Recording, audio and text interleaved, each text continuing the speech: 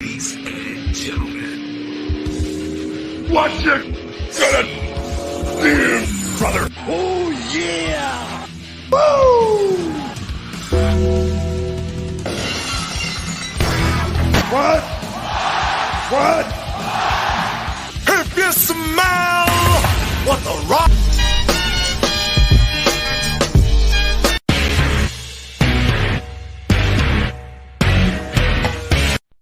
You got the wrong guy. I'm the dude, man. Welcome to another edition of Around the Turnbuckle. My name's the Big Albowski. Him right there on location is Professor Keith. And we are joined live from Texas. Pierce Price, the top of Texas pro wrestling heavyweight champion. What's up, my man?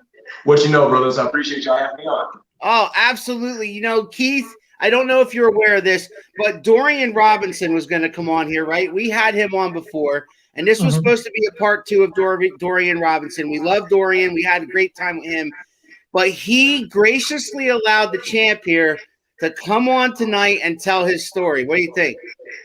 I think that speaks very well of Dorian. I mean, you know, a few historians have said Texas wrestling, the history of Texas wrestling, that's a book. That is a book that somebody should write. Just such rich pro wrestling history in the state of Texas. Oh, yeah. All right, Pierce. So let's get started. Once upon a time, before you started wrestling and started training and all that, you were a fan just like us. And, Yes, sir. and so where did you fall in love with this business, as we all did at some point? When did you fall in love with this business? I think to some degree, I've got kind of a split answer for you. Both involving relatives. When I was a little kid, I used to go over with my dad to go hang out with his younger brother, and his my uncle Daryl used to quarterback out here in Amarillo, Texas, at what once was the what is it? I just thought about it. I can't think of the freaking thing to save my life now. Midnight Rodeo. There we go. That was the name of the establishment.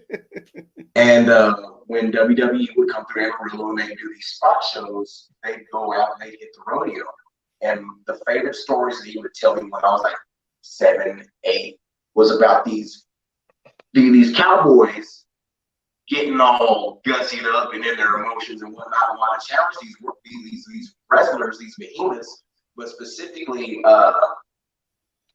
Paul White was in tow during those tours.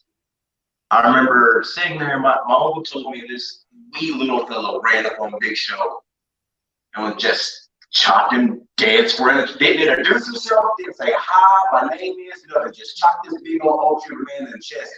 And then my uncle told me that Show was like, all right, buddy, now it's my turn.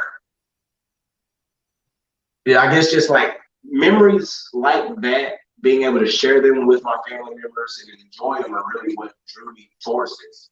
Ultimately, what found me in bed with wrestling was I happened to be dating a young lady out of high school back in '06. And she happened to be the adoptive daughter of an individual here in Amarillo that happened to own the federation. And then it just took off from there. I got to train under a Colossus. And then from there, as Colossus was making his move out of Amarillo, I was picked up by Nathan Briggs. Albeit at that point in time, Nathan had started getting a little bit busy in his schedule and his travel and whatnot. So ultimately, I ended up falling in bed with Tony Morales out of, I believe it's Aurora, Colorado, if I'm not mistaken. So I got comments coming in here. Dorian Robinson, so this is what we're doing. I don't know what he means by that. I don't know. Dorian's a cool cat, but there's moments where he's hard to read. I get you. So what inspired you? Was there a certain wrestler or match that inspired you when you first started? The match that really just screams out, not that it bears like a significance on my style per se. The first match that I remember being just fully engulfed in was the first time the Undertaker and Mankind went around in the Hell in a Cell. It was the first. I don't come from like a particularly wealthy family in the 90s and whatnot. You either had cable or the ability to hit the pay-per-view, or you watch what you pick up on the rabbit ears. So my older brother bought this pay-per-view, and that was really what sold me on it. It was something that I could share with my elder sibling. That guy was my hero when I was a kid. I loved him. I looked up to him. I still love my older brother. I still look up to him. But at that point in time, I was like, man, this right here is awesome. And then, of course, as every kid does, you start grabbing a hold of like your younger siblings or your nieces or your nephews if you're a young uncle, and you start putting them in holes and picking them up for power bombs and stuff like that. That resonates with the professor, man, because he's an Undertaker guy through and through. Yep. Dorian also says, "Kill it, brother. Love you, man." Much love, bro. Thanks for the spot. All right. So, how old are you, and where did you train, and who were some of your trainers? I'm 33. Well, I'm getting ready to be 33 years old as of this coming April 14th.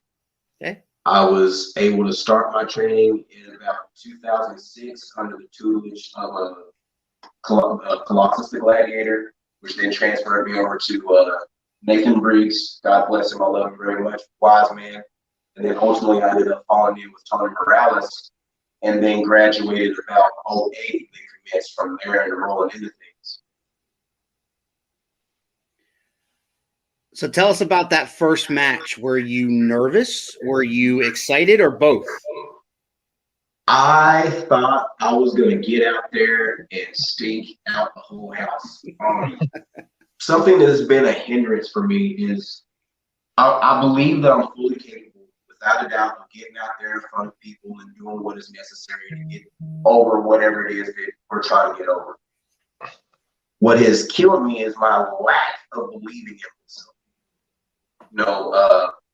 There's been seminars and things of that manner that I could have opted into, meeting up with your Rudy Boy Gonzalez's and working out with Delirious and things of that manner, that I shortchanged myself because I didn't think that at that point in time, my skill level was deserving of working out with those individuals.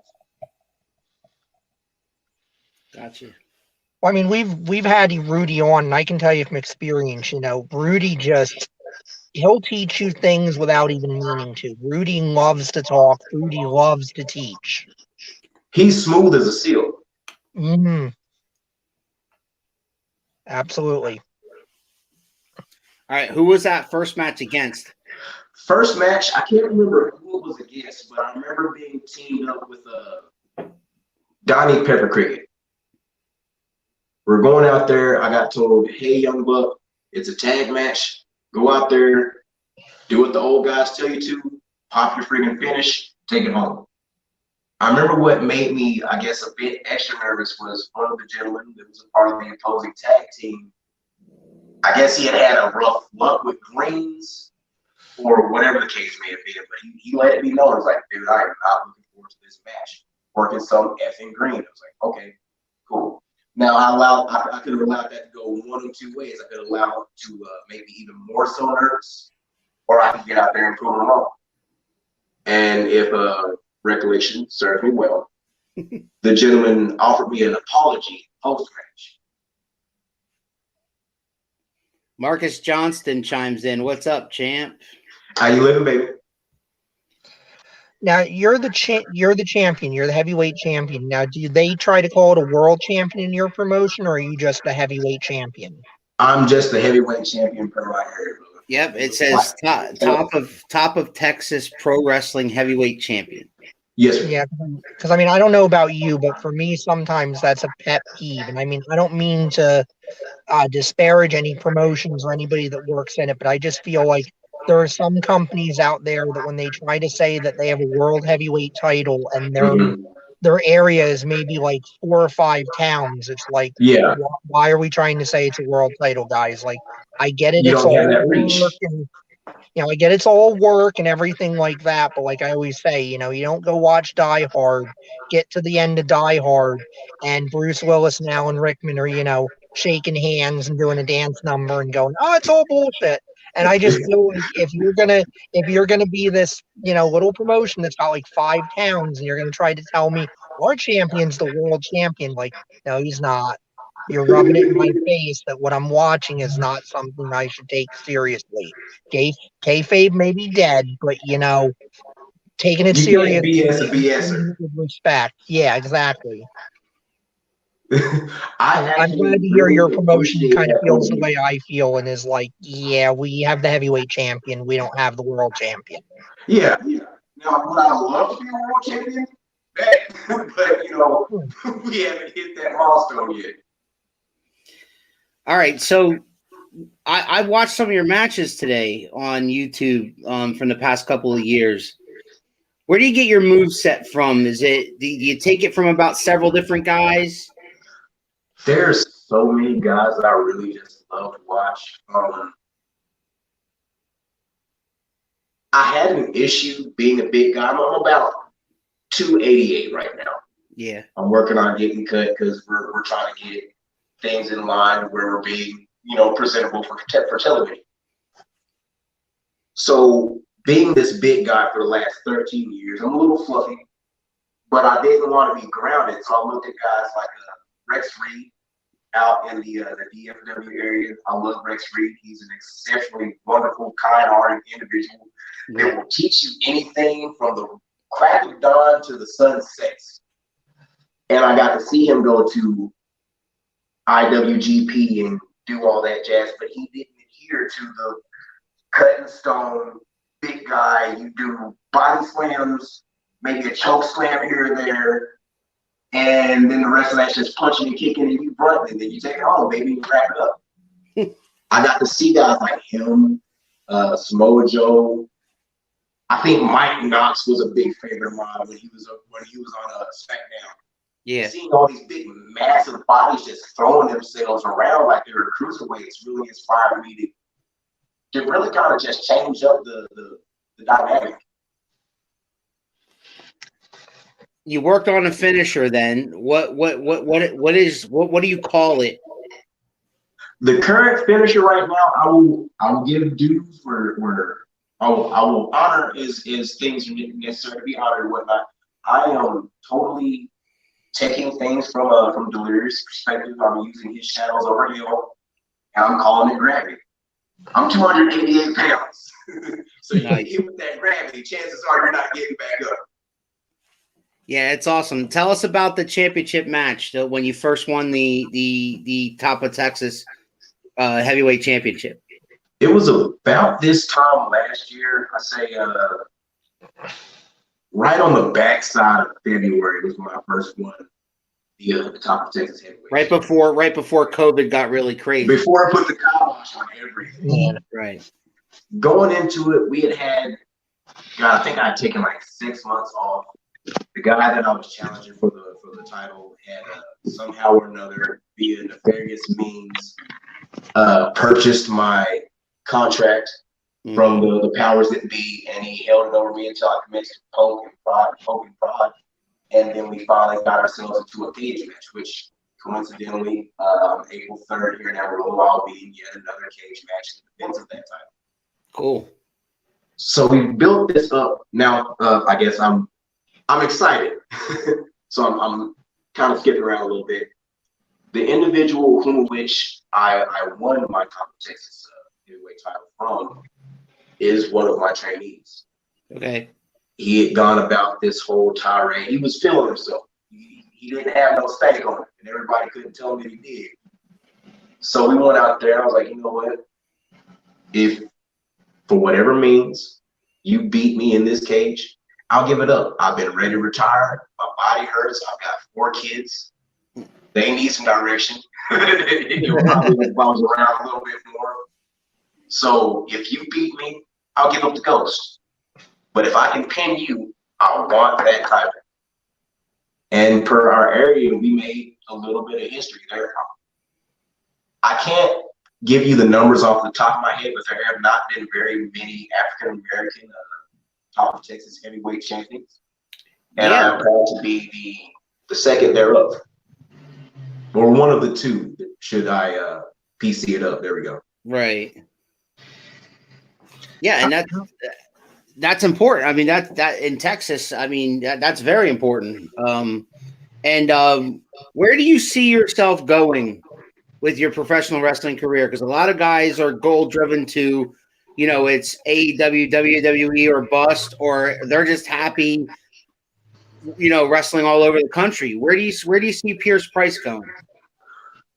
What I aspire to do with this all, should I make it to the next level or not, ultimately is I want to teach.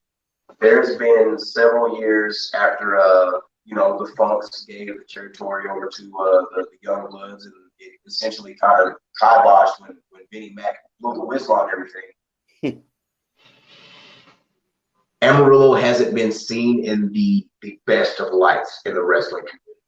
Okay. And admittedly, I've had my part in it as a young buck, just, all right, the coach said we don't go over there, we don't play with those kids. And I'm like, yeah, screw those kids. But now it's like, that was so stupid. We could have made so much money and made this area so much better had we just been able to set aside whatever quarrels there may have been. So, and I like to say we, because if I was going to do it on my own, I'd be here and I'd be right in the dead. There's no way I could get this done on my own. If I were not surrounded by the individuals I'm surrounded with now, I don't believe that the dream will be moving in the direction it is. And I believe that we're making for a better presentation of Amarillo wrestling. I want to get us back to where we are, that mecca, that heel that stands out above the rest of the pack. And it's been a long, annoying fight. It's been like pulling teeth, but we're growing, and I am very happy and excited to say that we're growing. That's admirable, right, Keith? I mean, he wants to give back in a way. Oh, I love that answer. I mean, I love everything about that answer. Somebody being passionate to the place they work for, wanting to give something back and saying, at the end of the day, I don't want it to be about me. I want it to be about what I can give to somebody else. And, Amarillo, one of the great wrestling territories that not a lot of people talk about. And we still see some of the legacy of Amarillo today. When you guys, for younger fans, if you watch a last man standing match, you're getting that from Amarillo wrestling. The Funks kind of, if they didn't invent it, they popularized the Texas Death Match. And the only difference between a Texas Death Match and WWE's last man standing match is a Texas Death Match, you've got to pin the guy for the count of 3 before the count of 10 starts. So, I mean, Amarillo wrestling, again, like I said at the top, Texas wrestling has a rich history. Even if you've never seen actual, the territories world class, Amarillo, any of that, you've seen its influence out there. That's why I think that would be a great book that I hope, any of you historians out there that write these books happen to stumble on this video one day. There you go. There's your idea for the next great book.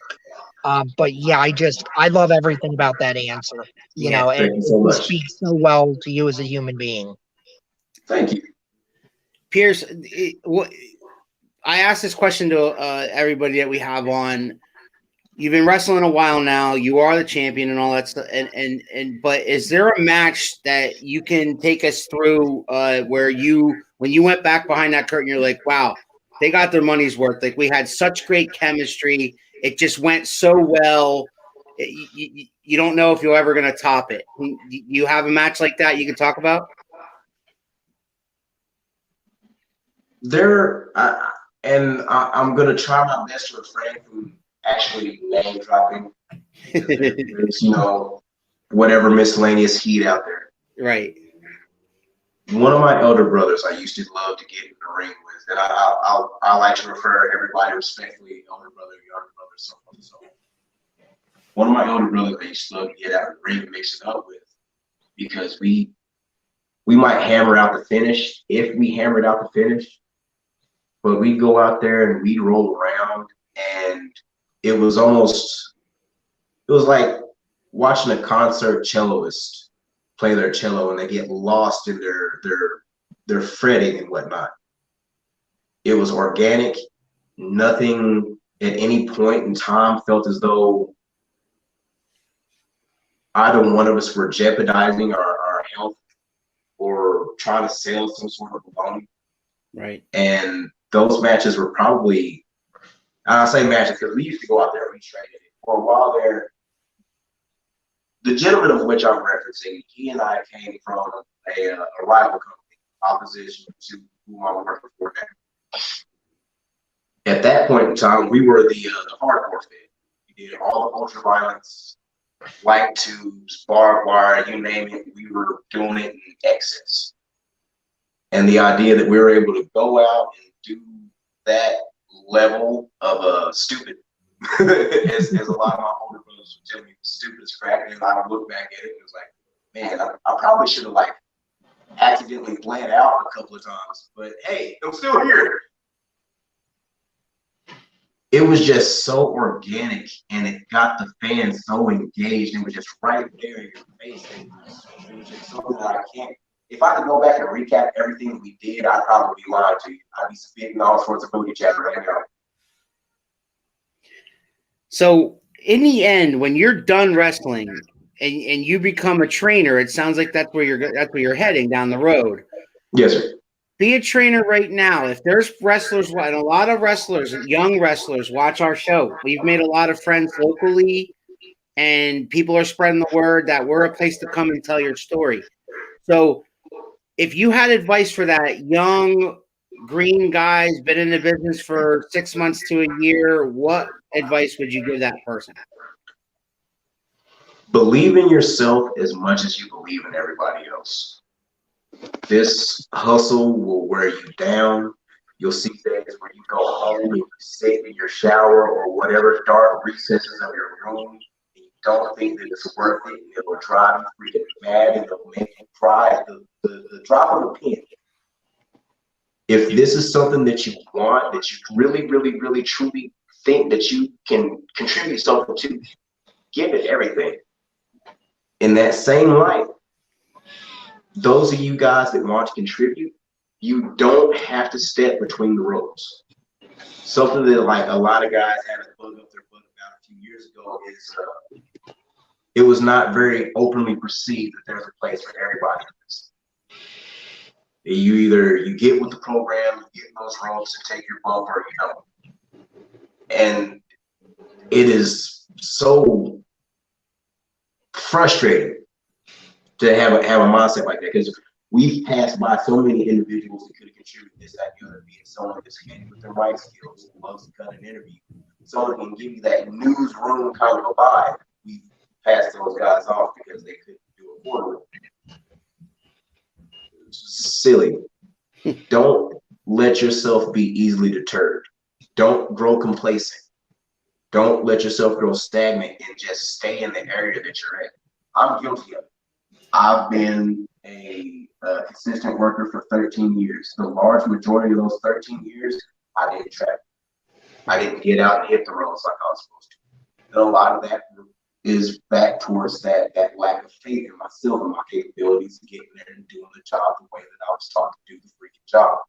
I had excellent trainers. I received some of the best learning that you can receive. If you don't believe in yourself, you're killing your friggin' movement.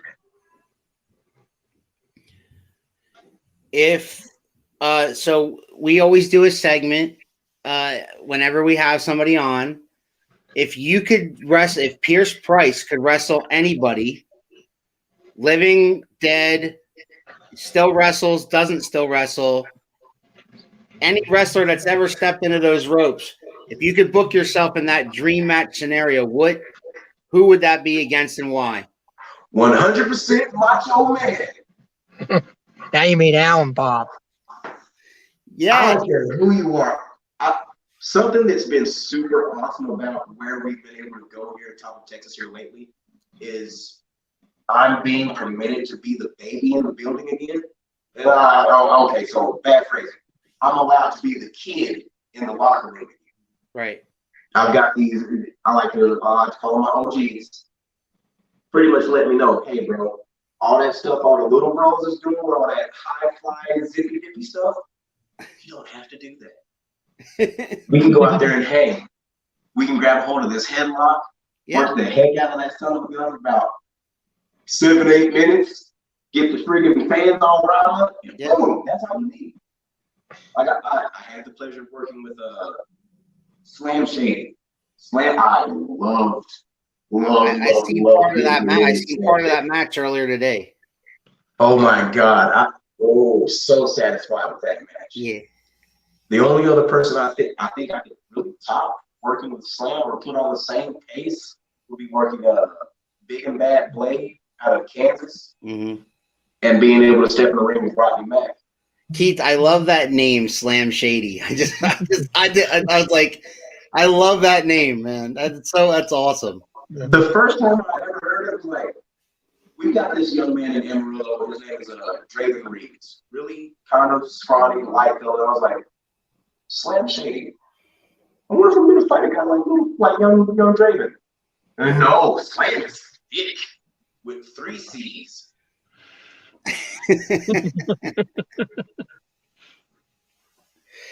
Oh man, Macho Man. Yeah, Macho Man is up my alley. As most people who know me know, the Macho Man Randy Savage is my all-time favorite.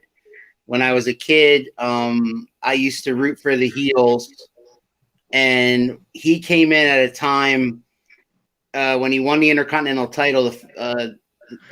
He won it from Tito Santana, and I wasn't a huge fan of Tito Santana, so he won it there, and they showed it on Superstars of Wrestling, and then his feud with Hogan.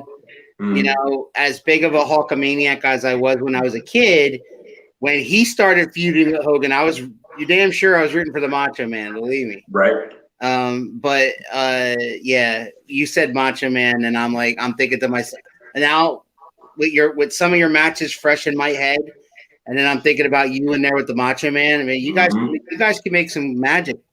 I think we can go out there and get it on, man.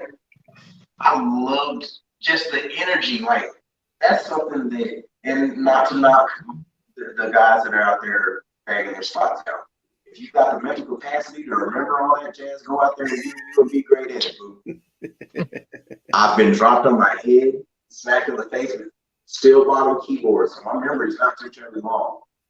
The energy that our older brothers like that have, there's so much that can be done while not doing anything. I believe I'm going to paraphrase Bob Evans. Less is more, nothing is best. And I honestly think that's probably where the slow down thing really started to sink in for me, is hanging out with Bob. You're right up Professor's wheelhouse. He loves hearing that. Because it is the business. You know, I get very frustrated talking to Alan's son sometimes, my nephew, because he loves what AEW is doing. He loves what guys like the Young Bucks do, where it's like bam, bam, bam, sell nothing, get up, keep going. Yeah, that's impressive. And it is impressive, and I respect the athleticism and all of that. I mean, I sure as shit couldn't do it. So I'm the first one to admit I would not be able to do it. But like you said, and like I always say, you know, it becomes too much. You can't remember the match. You know, maybe 30 minutes later, you don't remember. You know, you watched something impressive. You know, they did a lot of cool stuff. But if somebody tries to sit there and go, pick out the sequence you really liked, I think you can't. I think you can't do it because I can't remember what they did. I know they just did a bunch of crazy shit. They never stopped long enough for me to feel any of it. They never let me up to be able to go, wow, that was something. You know, it really is a case of like, you probably only want to get 1 or 2 big impactful high spots in that. And by high spots, I don't mean necessarily just jumping off the top rope, you know, like that's what high spot has become to a lot of people. But I mean, like you say, you know, do nothing for a while, get up, build up to that one big impactful thing, and then let it breathe. Let the audience feel it. Let them live let it resonate. Exactly. And that's what everybody means by slow down, go slower. You know, things have to resonate. You have to feel it. It doesn't mean go like a slug in there, but it does mean when you build up that big thing and you hit it, you let the audience live with it for a minute or two, and then you keep going. Whether you know it or not, Pierce, you just gave advice to a bunch of wrestlers who want to get everything in 5 minutes or 10 minutes, and to slow it down is a big thing, especially for independent wrestlers, Yes, because sir. they want to show you everything they got in 5 minutes, and they need to go back and they need to watch how it used to be done. Where, I mean, like you said, you can do, you don't have to do all that stuff. Yes, sir. You can do the headlocks, you could do the grappling down, the trying to get the best of each other kind of stuff without doing the stuff that's maybe a little bit more dangerous. We don't need that. We need you to tell a Yeah. story in the ring and then give us that big wow moment. Yes, sir. And then we're going to remember that wow moment. I think something that gets a lot of guys hung up is if they can't get the freaking fans to start vibing. It's like, all right, I gotta pop this. And it may get a rouse out of the crowd, but Lord forbid they still be flat after you just went out there and gave your whole guts. It goes back to something Shane Douglas said, and I know when Shane said it, he was being an asshole because the fans were heckling him. But it is true where there were fans that were yelling at him. I think it was during that Extreme Rising debacle, that last attempt at doing an ECW reunion outside of WWE and trying to make some money off it. And the fans were giving him shit, and he yelled back at them, "You don't work me, I work you." And that really, even though he was saying it because, to kind of be a douche and tell them off, he is right, though. And I think that's a problem for some guys is that they, like you just said, they look at it like, oh, if they're not losing their minds in 5 minutes, I'm failing. It's like, no, you're in control. You have to remember you're the one in there that's in control. They don't Yes, have sir. to lose their minds every 5 minutes. I've gone to spot shows, like you say, WWE, I remember back in the day where you would have guys do a sequence of moves and people would just clap. They would politely clap, and the guys would then build up, and by the end of the match, they would have the place rocking, and everybody would be ready for the finish, and they would be like, "Oh wow!" Either they'd be mad because the heel cheated and won, or they'd be losing their mind because the baby face came from behind and got the win on them. But you don't have to rock and roll from the Yeah. opening bell to the closing bell because like I just said, I'm not going to remember your match that way if it's nothing but just great stuff and I never get to breathe and I never get to think about it and I never get to digest the story. The way Tony Morales put it to me when I was completing my training was a match is a lot like making love. If you get in there and you're all hot and fast in the beginning, you're going to finish quick and nobody's going to be satisfied.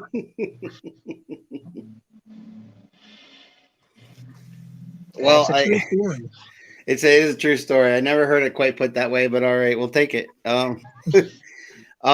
So do you have anything going on at top of Texas Pro Wrestling? You guys have any events you might want to talk about that's coming up?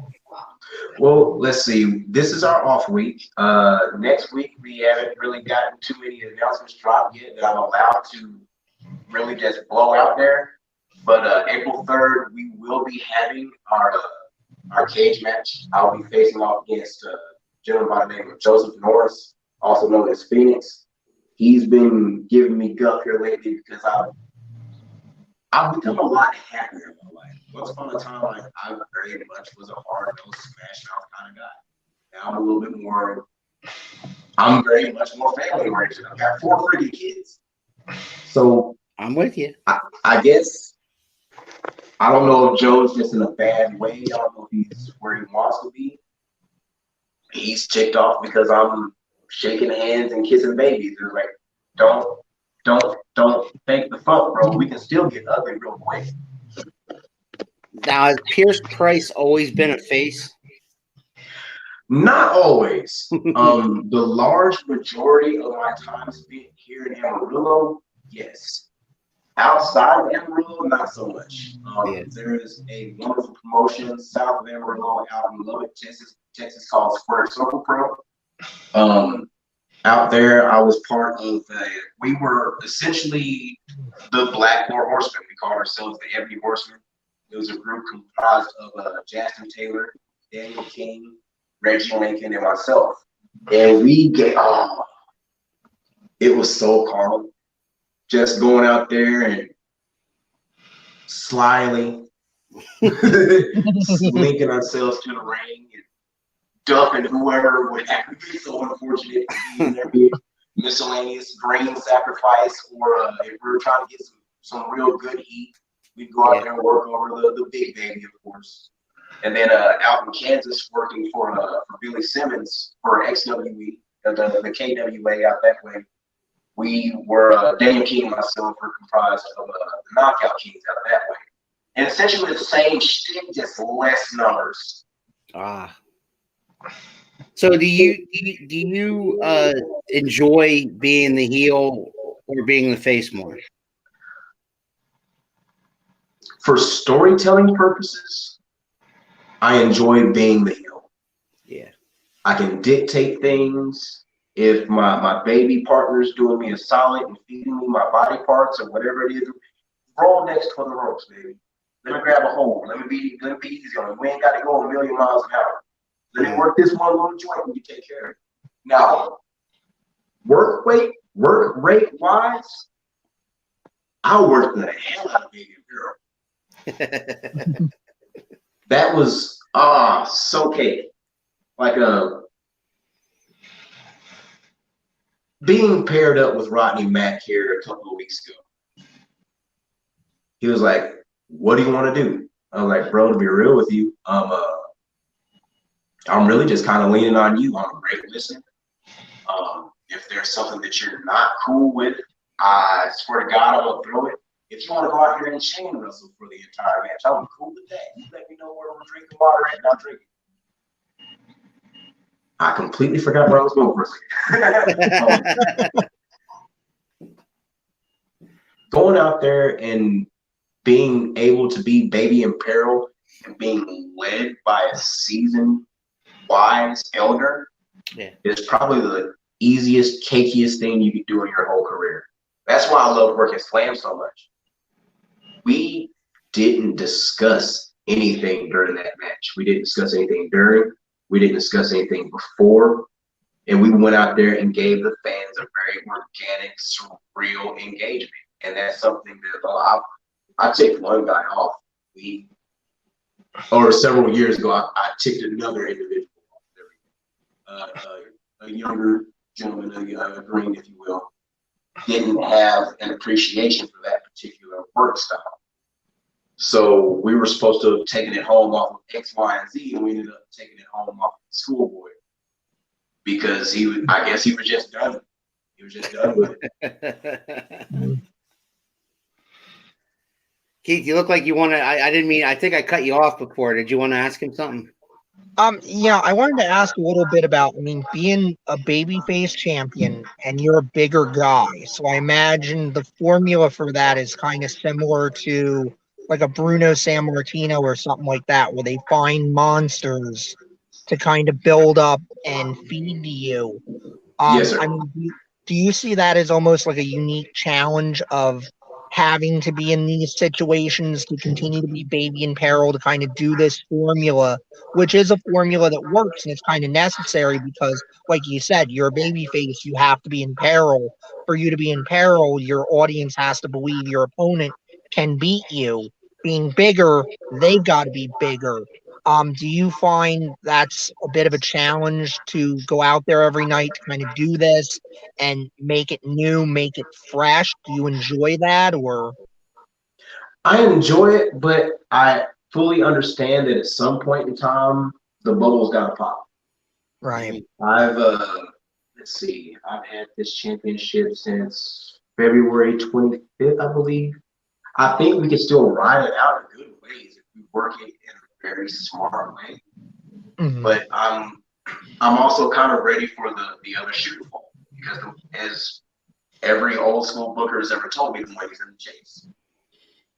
Now I fully am enjoying the challenges of what they're doing with me, putting me up against the Monster Nine, your Axel Savages, your big and bad Blades and things, and individuals that are these big oak tree built fellas, these monsters, these monolithic creatures. And somehow or another, I have to find a way to come from completely down on the freaking bottom floor and get up to the executive suite to figure out how I'm going to take things over. It's we mentioned Die Hard earlier, yeah? Yeah. It's like John McClane getting in at the base floor and he's got to root through all those freaking air ducts. He's like, yeah, this is crap. Come out, have a good time. It'll be nice. Yeah. And it's like, how do I make this work?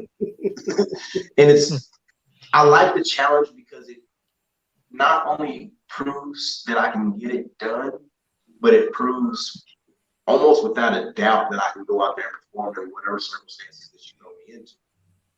Like I've had green monsters come and it's like, you don't know what you're doing, baby. You don't know how to chew on the wall. I come here and we just roll through our paces. Like, I want to do this. I'm like, yeah, I'm going to cut about like 80% of that shit right on out. And we're going to grab some holds and work some angles. Smile pretty for the camera lady. You almost have to in a case like that, right? Because, I mean, if these guys are big guys and they're green and they don't maybe know exactly what they're doing there, you got to worry about your body. I know that was something the Undertaker talked about early on, is that he probably, as we all think, 30 years, wow, and he says, like, I probably would have had another 5 or so if I didn't have guys like Giant Gonzalez in there, you know, kicking the shit out of me because he didn't really know any better.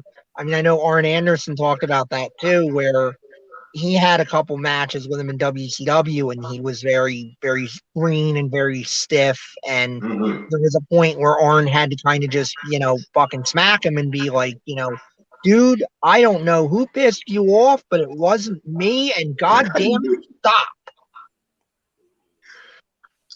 I very much feel that. The instance like that comes to mind closely. Daniel King and I were out in Kansas working against the Curse, the combination of Blade and this young man named Kuda. We were working heel, they were working babyface. We got out there and we smoked Kuda. He was the smaller of the two of them, so we were putting heat on him outright. And we just, I don't know if we were just really feeling ourselves that evening. We might have just, I don't know if we had energy drinks or whatever. We had that young man so gassed out that we're like, by the time he was supposed to pop his Samoan, I don't know if he was gassed out or maybe our positioning was off or what happened. I ended up landing on my right shoulder pretty hard. Oh. And I can't say that I've ever suffered a break, but I've had a lot of like clavicle issues and whatnot. I've fractured both of these. Bringing up, pretty sure I cracked this thumb, and it was terrible. Shooter wise, I'm a HVAC installer, a residential HVAC installer. Yeah. And at this point in time, I was a helper. So I was hey, boy, go get this, go grab this tool. Let's get this furnace, coil, and all this jazz up here in this attic, and then I need you to go and stretch it up. And then we gotta suspend it, because if you don't, the code enforcement guys are gonna fry us. And I was like, man, how the hell am I supposed to climb around the busted clavicle, man? Yeah. But somehow or another, just toughed it out, and I learned at that point, was like, maybe not to take away from my green brothers. I love greens. Maybe I should have been quite so enthusiastically trusting. JT Funk says Keith looks like he's about to arrest someone for speeding. Oh yeah, I got stuck on a closing shift at work, and by the way, do you have to go back? Because I know you're on an hour like lunch break. Did you even eat? Well, what I did is I decided to be smart, and I said, let me eat a big meal before I come in. Oh wow! So then I can do this, and then I'll be going home at 9, and then I'll eat something again when I go home. So I'll be okay. I just didn't want to. Pierce, do you have the pleasure of knowing Mr. JT Funk? JT Funk. It feels super familiar. I know I've heard I feel Yeah, like he gets around. He really does. He does. He's the guy that, like what you said, what you described yourself as a guy who, to your own detriment, kind of stayed in Texas. He's been in the business now for just like 3 years, and he's been like getting himself all over the country. Now, of course, COVID kind of slowed it down a little bit, but now he's getting back out there again. And He's out there selling his own merch, and I mean, we you had gotta the love this big privilege bucker. of seeing him wrestle live, one of the meanest drop kicks you'll ever see. Mhm. And on top of all that, the kid's got potential. The kid can do anything he wants to do. I'm telling you, $1 million face, $1 million body. I mean, we love him. And on top of all that, he keeps sending us wrestlers to be on this show, which is awesome. That's freaking awesome. Nice to meet you, Pierce. JT. Nice to meet you, brother. If you were ever able to get out to Amarillo, Texas, my man, give Jeremiah Maxfield a holler on Facebook, bro. We are always looking for new faces that we can add to the fold and make wrestling enjoyable for everybody. We're past the ego point now. Now we're trying to sell memories. Dude is making a movie for Netflix this summer. Mm-hmm. You busy? You ain't got time. That's why I don't know where he finds all this time to just. I love it though. I can't wait. We had the director of said movie on last week. He goes after people too. I really love guys like that. Like personally, I admire Gino Rivera. He's on Facebook as Gino Told You So. Okay. He shows up to the venue. Him and his crew are always so professional, dressed to the nines. They give you this wealth of knowledge. And it's just so great because he's going out here and he's hitting 205. And he's going out and wrestling out in the Rockies and doing this, that, and the other. I think he's out in Florida right now. I don't know if he's actually out there doing anything or if he's just out there chilling. Right. But I love following his stories on his Instagram and his Facebook just to really just peep game, to see what I can absorb from him, because he was trained out there with the Santino girls. Excellent, terrific school. Another seminar that I screwed myself out of because of my lack of confidence. We were able to have chaos out here to run a seminar. I was like, oh my God, right. I'm fan and I screwed myself. Funk says, wow, I appreciate that so much. Dorian Robinson is a good friend of his. So you guys have a mutual friend, bro. There you go. Marcus Johnston, very, very true about Gino. Told you so.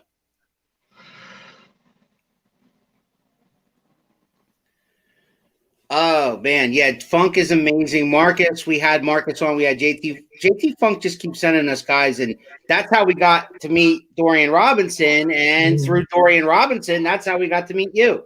Yes, sir. Networking at its finest.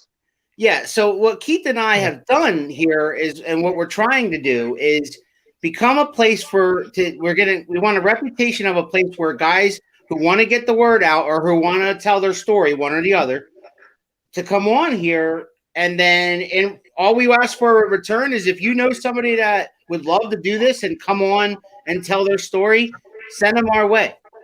Word. I will totally get on that.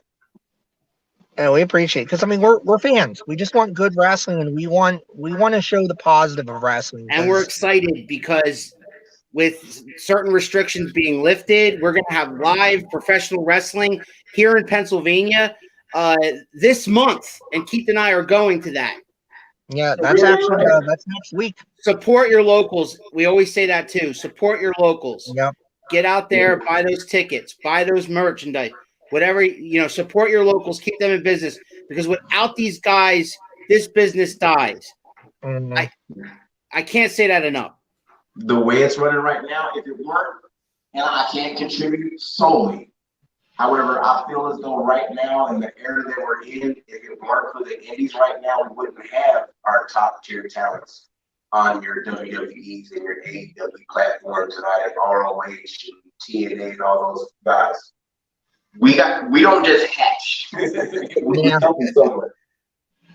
not born like this. This is all wild creation of experience and passion and maybe a little dash of whatever personal spark it is that we tie to it.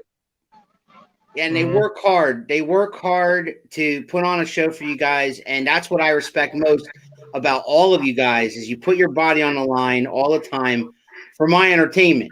And I think that's why I've loved it for so long. I'm going to be 45 this month, and I've been watching wrestling since I was 5 years old. So we're talking almost 40 years I've been watching wrestling.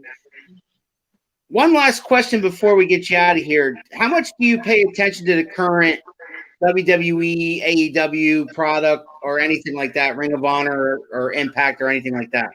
I've honestly, for a long period, I just fell off of wrestling completely.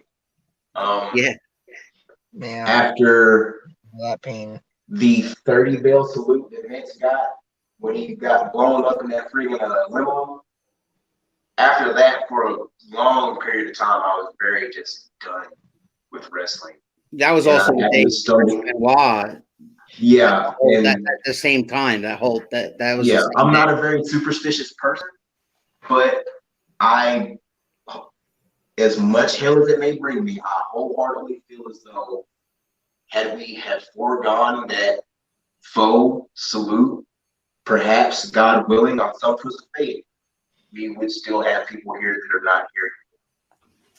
Yeah, I can't argue with that. I really can't. I mean, it's so eerie to think because I mean, at that time I was, really plugged. I mean, still to a degree, I'm plugged into the news sites and what's going on. TW Insider. I have a lifetime subscription with them because I love what those guys do, and they've been good to me personally. They've published some stuff I've written and whatnot. So nothing but love to the PW Insider crew. But I remember at the time after, the limo blew up and all that for that week and whatnot when they were just ripping them to shreds for doing that angle. And they kept saying like, God forbid somebody dies, something happens, and something happens really soon. And you guys are going to look that much worse. And you're going to really, really pay for doing this. And then what happened? And they say tragedies come in threes. And unfortunately, it took its form very quickly. Yeah. I have one last question. Is there anything that you'd like to ask us?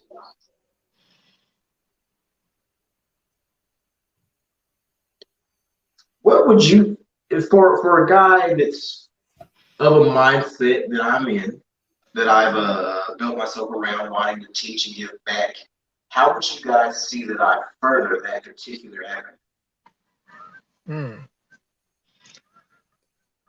Keith, you got an answer for that? I mean, the most obvious route is opening a school, trying to get something together. We're currently fortunate enough to have 2 schools here in Amarillo. We've got Main Event Wrestling, Main Event Wrestling Academy under Nathan Briggs and Top of Texas Pro Wrestling School under Dan King, which I'm currently a kind of advisor for-ish.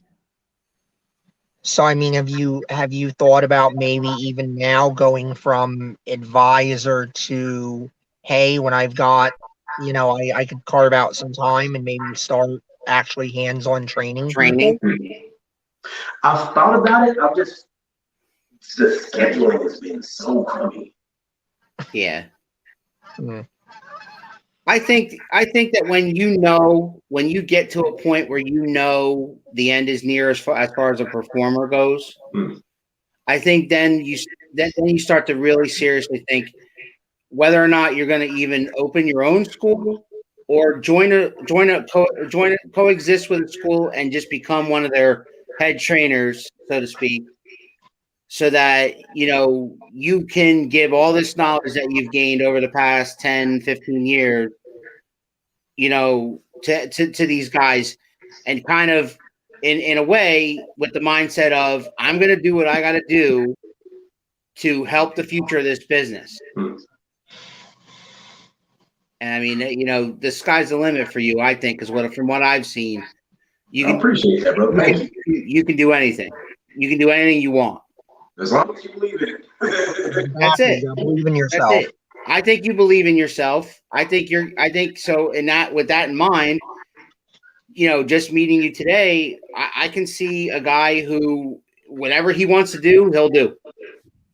You got to bite the bit, and I'm mad stubborn about that. If I find something that I'm incensed with, I have a hell of a time turning it loose. All right, man. Well, we're going to get out of here. We wish you the best of luck in everything that you do, in and out of the ring. In and out of the ring. I got one last comment here. Marcus Johnson, rather. Sorry. Pierce is also great about helping others believe in themselves. I can see that. And I just met the guy today. We wish you the best of luck in everything you do, both inside and outside the ring. And we hope you stay in touch with us. And we hope that you send us anybody that wants to tell their story. And we thank you very much for having them on, Keith. Yeah, I want to thank you for your time. Thank you for sharing and being so honest with us. I want to thank you for going out there every night and doing what you do, taking those bumps.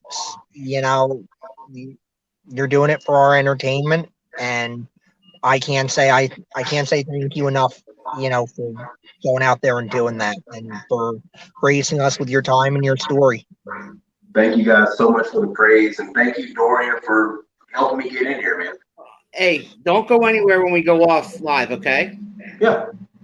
If you want to see this guy wrestle and you're not in the Texas area, go on YouTube on Top of Texas Pro Wrestling, subscribe to the channel. He is all over it because he is the current Top of Texas Pro Wrestling heavyweight champion. He is Pierce Price. Go see some of his matches on YouTube, man. They're phenomenal. I loved every bit of what I saw. It's great. It's good stuff. I know Keith's going to be doing that tonight. Mm-hmm. Thank you so much. Hey, tune in tomorrow night, guys, around the Turnbuckle, 6 p.m. The professor and I are back with another guest. Go to 2M1L Media and subscribe to our YouTube channel for all of our shows that we have on, not just around the Turnbuckle, but also Spitting with Spitter and Home Team Sports on Tuesdays. And we're going to see you guys all tomorrow night at 6 o'clock. I'm the Big Albowski. He's Professor Keith. He is the champ, Pierce Price. And we'll see you tomorrow. Ladies and gentlemen, what you gonna do, brother? Oh yeah! Woo! What?